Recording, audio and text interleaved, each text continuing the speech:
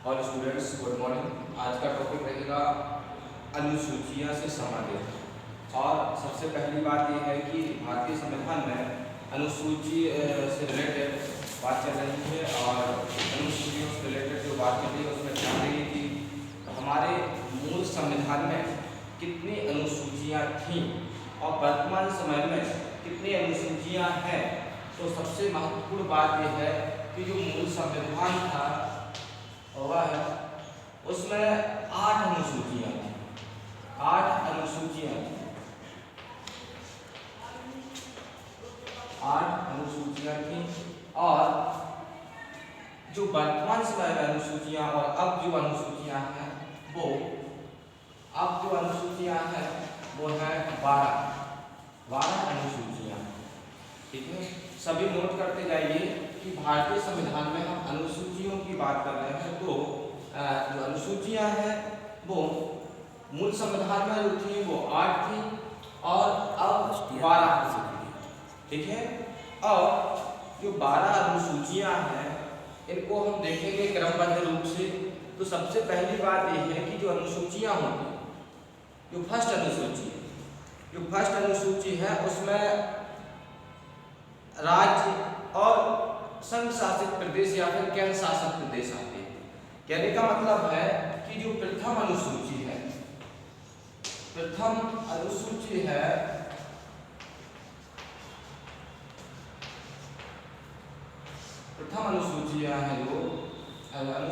उसमें आपको देखना है कि बनेगा, इसलिए हम प्रथम अनुसूची लिखते जा रहे हैं। अनुसूची लिखा है तो प्रथम अनुसूची है, इसमें आपको ध्यान देना कि किस चीज का वर्णन किया गया। तो प्रथम अनुसूची में इसमें राज्य और केंद्र शासित प्रदेशों का उल्लेख किया गया। किसका किया गया? राज्य और केंद्र शासित प्रदेश।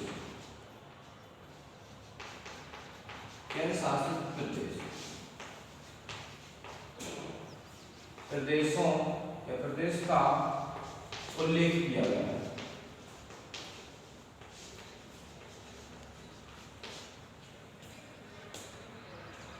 ठीक है, अब सबसे पहली चीज यह है कि जब आपने देखा कि राज्य और केंद्र शासित प्रदेशों का उल्लेख किया गया, तो अब महत्वपूर्ण बात यह है कि वर्तमान समय में कितने राज्य हैं और कितने केंद्र शासित प्रदेश हैं।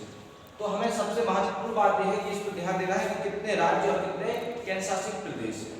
ठीक है, तो आपको ध्यान देना है कि 28 राज्य और 8 केंद्र शासित प्रदेश हैं। ठीक है, इन चीजों पर ध्यान देना। तो अब आपको ध्यान देना कि 28 राज्य और 8 केंद्र शासित प्रदेश हैं, जिसमें इन दोनों का वर्ण प्रथम अनुसूची में किया गया या उल्लेख मिलता है प्रथम अनुसूची। ठीक है, कई लोग ध्यान रखते कि जो है केंद्र शासित प्रदेश 9 है, ऐसा भी कई लोग सोचते हैं क्योंकि वो जम्मू कश्मीर वाला जो उसकी वजह से उन्हें लगा था कि 2 केंद्र शासित प्रदेश जो है बना दिए गए। तो उस कई लोग ऐसा करते हैं कि जो है 9 पर ज्यादा ध्यान दे रहे हैं, तो ये गलत। ठीक है, केंद्र शासित प्रदेश है 8। ओके, इसके बाद बात आती है कि प्रथम अनुसूची में किस चीज का वर्ण किया गया। तो आपको ध्यान रखना कि राज्य और केंद्र शासित प्रदेश का उल्लेख किया गया है। अब द्वितीय अनुसूची जो है, द्वितीय अनुसूची में आप देखेंगे इसमें किस चीज का वर्ण किया गया। तो द्वितीय अनुसूची की बात आती है और द्वितीय अनुसूची में वेतन और भत्ते और पेंशन का उल्लेख किया गया है। वेतन, भत्ते, पेंशन आदि का उल्लेख किया गया। अब किसकी वेतन भत्ते की बात होगी? किन लोगों के वेतन भत्ते की बात होगी? जैसे राष्ट्रपति, उपराष्ट्रपति, राज्यपाल और लोकसभा अध्यक्ष। अर्थात अब इसमें बात क्या है? वेतन भत्ते और पेंशन और पेंशन के अलावा का उल्लेख किया गया है।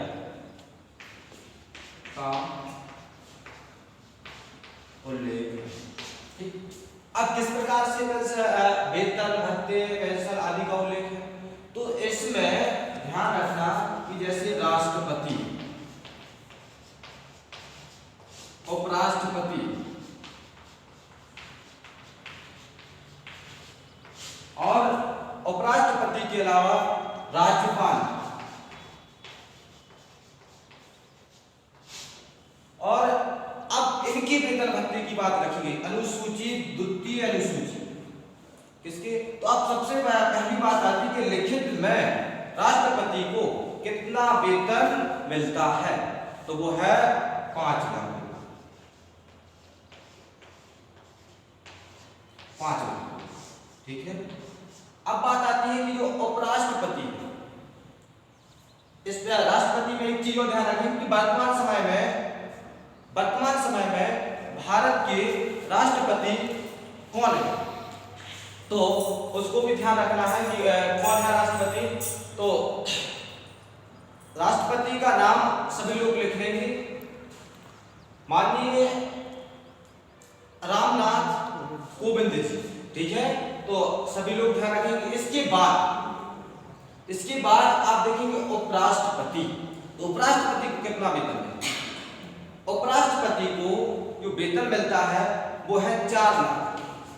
कितना, 4 लाख रुपए,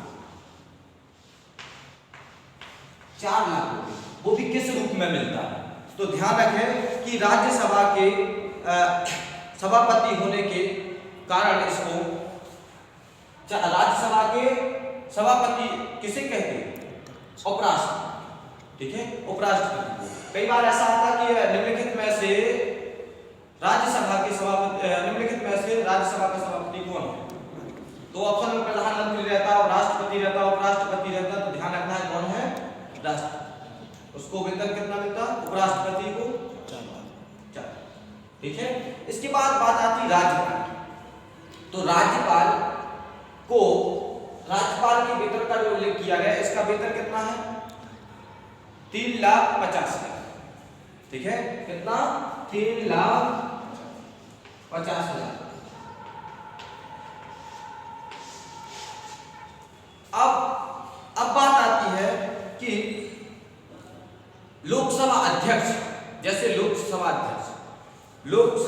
अध्यक्ष भी लोकसभा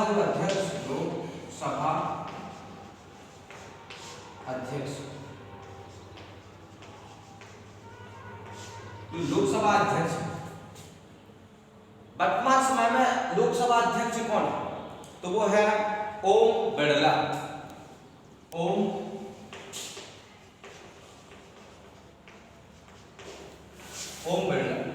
और इनका वेतन 4 लाख, ठीक है। अब बात आती है कि किस प्रकार से वेतन भत्ते की बात की गई है। ध्यान रखेंगे कि द्वितीय अनुसूची में वेतन भत्ते पेंशन का उल्लेख किया गया, किन लोगों के वेतन भत्ते का उल्लेख किया गया, तो राष्ट्रपति, उपराष्ट्रपति, राज्यपाल, लोकसभा अध्यक्ष, ठीक है, ध्यान रखना। तो ये चीज क्लियर होगी, सभी लोग लिखते जाएंगे। अब बात आती है कि द्वितीय अनुसूची के बाद अब तृतीय अनुसूची की बात की जाएगी, और तृतीय अनुसूची की बात देखेंगे तो तृतीय अनुसूची में पद ग्रहण करते समय शपथ का उल्लेख किया गया। पद ग्रहण करते समय, अर्थात कहने का मतलब है कि कोई भी व्यक्ति जब कोई पद ग्रहण करता है या पदभार लेता है, उससे पहले उसे शपथ लेनी पड़ती है। तो शपथ का वर्ण किस अनुसूची में किया गया है, तो वो शपथ का वर्ण किया गया तृतीय अनुसूची में। अब तृतीय अनुसूची में आप लिख लेंगे कि पद ग्रहण करते समय, लिख लेंगे करते समय शपथ, क्या है, शपथ का उल्लेख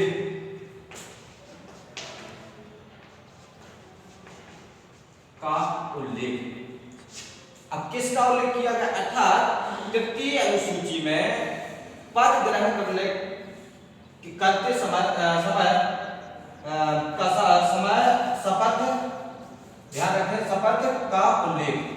जिस समय व्यक्ति कोई पद पर नियुक्त हो जाता है तो उस समय उसे कार्यभार सौंपने से पहले उसे एक शपथ दी जाती है।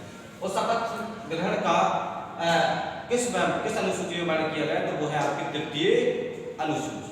ठीक है, तृतीय अनुसूची। अब कौन से लोग इस अनुसूची के तहत जो है किसके लिए शपथ ग्रहण का वो दिया गया, तो जैसे राष्ट्रपति है, उपराष्ट्रपति है और उच्चतम न्यायालय के न्यायाधीश हैं, हाई कोर्ट के न्यायाधीश हैं, जैसे सुप्रीम कोर्ट और हाई कोर्ट या उच्च न्यायालय। ठीक है, तो ध्यान रखना है कि इन लोगों को पद ग्रहण करने से पहले जो है तृतीय अनुसूची के तहत, तृतीय अनुसूची में इनकी इसकी शपथ ग्रहण का उल्लेख किया गया है। इनके पदभार संभालने से पहले इनकी शपथ ग्रहण जो होती है उसका उल्लेख तृतीय अनुसूची में किया गया। ठीक है, अब बात आती है कि चतुर्थी अनुसूची, ठीक है, या फिर चौथी अनुसूची।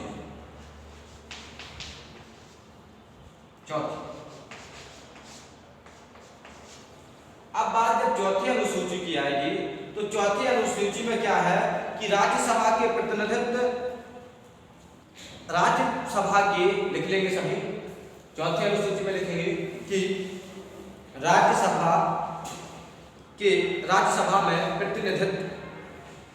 अब बात यह है कि जो राज्यसभा है उसमें प्रतिनिधित्व, अब प्रतिनिधित्व जो है राज्यसभा का सभापति कौन होता, महत्वपूर्ण बात, राज्यसभा का सभापति कौन होता, उपराष्ट्रपति।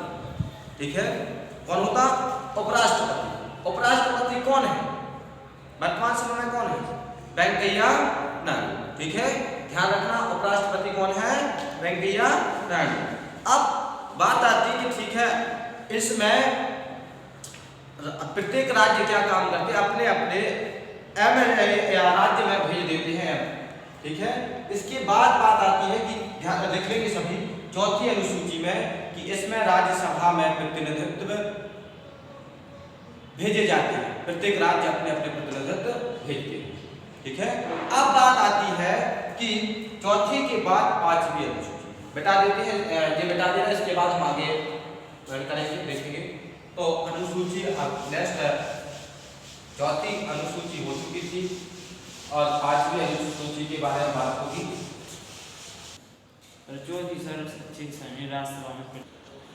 तो पांचवी अनुसूची की बात होगी। ठीक है, और पांचवी जो अनुसूची है, पांचवी अनुसूची में वर्ण है किस चीज का, तो पांचवी अनुसूची में अनुसूचित जाति और अनुसूचित जनजाति, अनुसूचित जाति और अनुसूचित जनजाति। ध्यान रखना है कि एससी अर्थात देखो अनुसूचित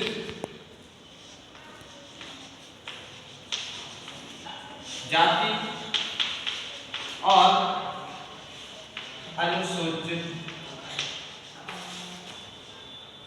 जनजाति,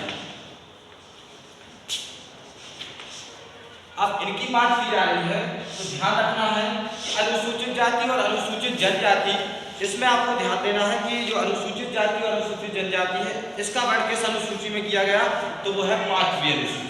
पांचवी अनुसूची में अनुसूचित जाति और अनुसूचित जनजाति। ठीक है, इनका वर्ण किया गया। अब अनुसूचित अर्थात जो है अनुसूचित जो है इसमें एससी और ये होती है एसटी। ठीक, एससी और एसटी। अब बात आती कि एससी और एसटी, तो शेड्यूल कास्ट इसे बोलते, शेड्यूल कास्ट लिख लेंगे। अनुसूचित जाति जो होती है उसे बोलते शेड्यूल कास्ट, शेड्यूल कास्ट, और जो एसटी होती उसे बोलते, लिख लेंगे सभी, शेड्यूल कास्ट। आपके अनुसूचित जाति और अनुसूचित जनजाति को बोलते एसटी, एसटी, और इसे लिख लेंगे शेड्यूल ट्राइब्स, शेड्यूल ट्राइब्स। ठीक है, तो शेड्यूल ट्राइब्स सभी ने लिख लिया। तो अनुसूचित जाति और अनुसूचित जनजाति का वर्ण कौन सी अनुसूची में किया गया है, वो है पांचवी अनुसूची। ठीक है, क्लियर। अब बात आती है कि छठी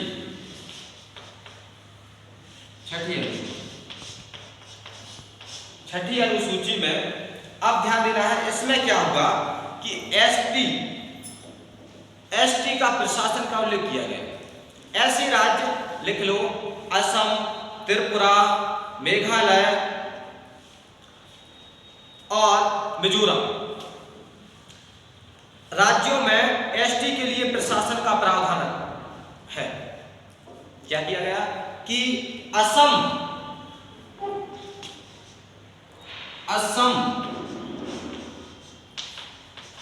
त्रिपुरा, मिजोरम, असम, त्रिपुरा और मिजोरम और मेघालय,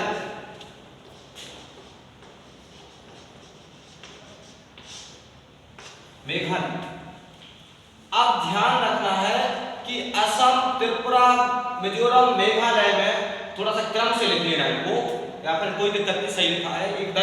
इसमें क्या है कि इनमें एससी, इन राज्यों में एसटी के लिए प्रशासन का प्रावधान किया गया।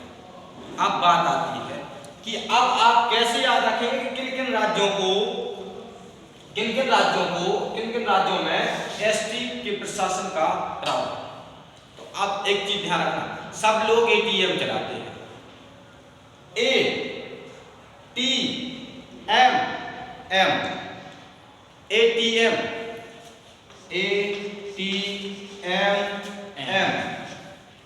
एटीएम याद कर लो, एम जोड़ दो, क्या हो जाएगा? असम, त्रिपुरा, मिजोरम, मेघालय।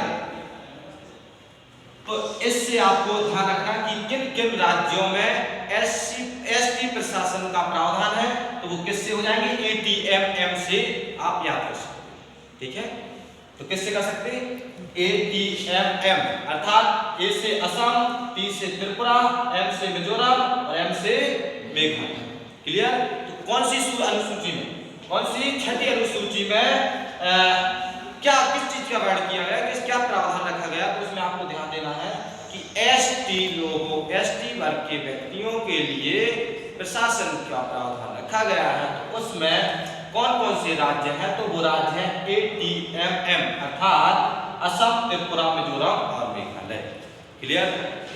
इसके बाद नेक्स्ट अनुसूची देखेंगे हम, तो वो है 7।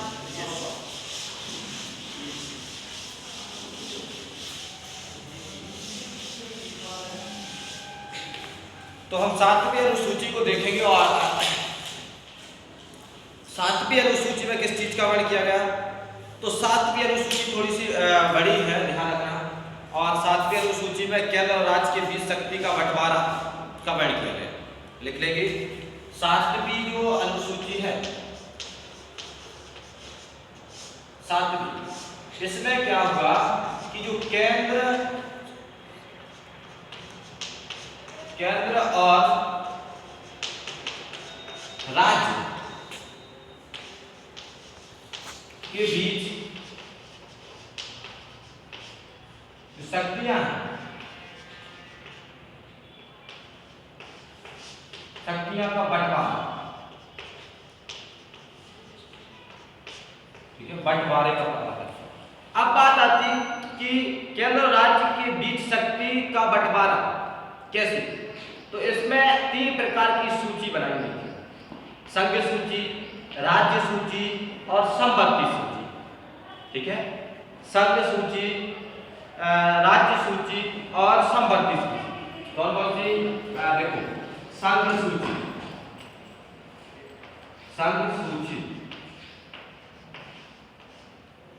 राज्य सूची,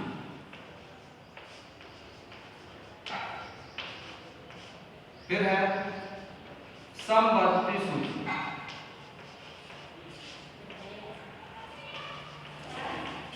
समवर्ती सूची। अब तीनों सूचियां जो है, आपको ध्यान रखना है कि 3 सूचियों का वर्णन किया गया। कितनी सूचियों का वर्णन किया गया? 3 सूचियों का वर्णन किया गया। अब तीनों सूचियां जो है, ये तीनों सूची जो है, संघ सूची, राज्य सूची, समवर्ती सूची, अब इनमें क्या देखना आपको कि संघ सूची किसे कहते हैं, राज्य सूची किसे कहते हैं, समवर्ती सूची किसे कहते हैं। ठीक है, सभी लिखते जाएंगे। तो 7वें अनुसूची में वर्ण है केंद्र और राज्य के बीच जो शक्तियों और शक्ति का बंटवारा किया गया है उनका प्रावधान है।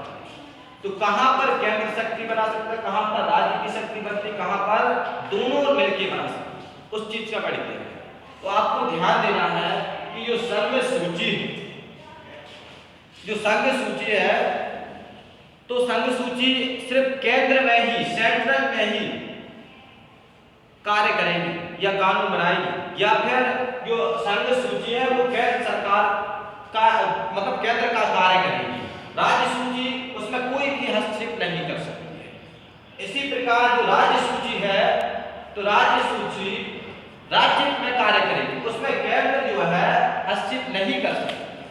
और जो संबंधी सूची है, इसमें संबंधी सूची में केंद्र सरकार व राज्य सरकार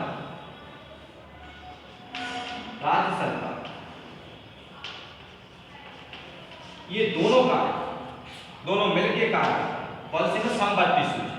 ठीक है, और इसमें सिर्फ राज्य ही कार्य करता है, राज्य ही कार्य बनाता, सब कुछ करता है, और इसमें केंद्र। ठीक है, अब बात आती है कि कितने विषयों पर कार्य करती हैं ये सूचियां। तो देखें कितने विषयों पर कार्य करती हैं ये सूचियां। तो जो संघ सूची है, संघ सूची कितने विषयों पर कार्य करती है, लिख लेंगे सभी कि जो संघ सूची है पहले यह है 97 विषय पर, पहले की बात कर रहे हैं, पहले 97 विषय पर कार्य करती है, और आज के समय में अब यह 100 विषयों पर कार्य कर रही है, 100 विषय पर कार्य कर रही है। ठीक है, संघ सूची पहले 97 विषय पर कार्य कर रही थी, अब 100 विषय पर कार्य कर रही है। ठीक है, और इसी प्रकार राज्य कितने विषय पर कार्य कर रही है, राज्य सूची में कितने विषय थे, कितने हैं, इस चीज को देखो। तो जो राज्य सूची है वह 66 विषय पर कार्य करती थी और अब 61 विषय पर कार्य कर रही है। 66 पर पहले और अब 61 पर, अर्थात 66 जो विषय थे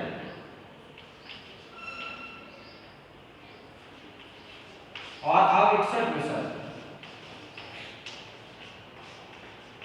मतलब इसमें राज्य सूची में विषय की कटौती या कमी हुई और संघ सूची में विषय की वृद्धि। ठीक है,